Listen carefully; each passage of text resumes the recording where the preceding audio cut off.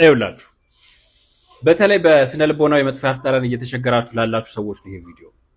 አሁን ባለው ሁኔታ ላይ በጣም በብዛት እየገጠመኝ ያለው ስነ ልቦናዊ መጥፎ ጠረን ያላቸው ሰዎች አብዛኞቹ የጥርስ ንጽህና አጠባበቃቸው እጅግ ከፍተኛ የሆነ፣ የምላሳቸው ንጽህና በጣም ከፍተኛ የሆነ፣ የምራቅ ፍሎዋቸው በጣም ከፍተኛ የሆኑ ሰዎች ናቸው። እነዚህ ሰዎች ታዲያ ለምን መጥፎ ጠረን ወይም ደግሞ ስነ ልቦናዊ መጥፎ ጠረን ሳይኮሶማቲክ ሃሊቶሲስ ወይም ሃሊቶፎቢያ ለምን ተጋላጭ ሆኑ ብለን ስንጠይቅ፣ አንደኛ አብዝተው ይጨነቃሉ።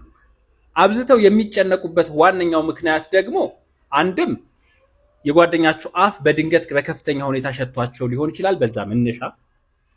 ሁለትም ጥሩ የጥርስ ንጽህና አጠባበቅ ኖሯቸው ነገር ግን በተደጋጋሚ ብሩሻቸውንና ጥርሳቸውን የጎረጎሩበትን ስቲኪኒ አዘውትረው የሚያሸቱ ሰዎች።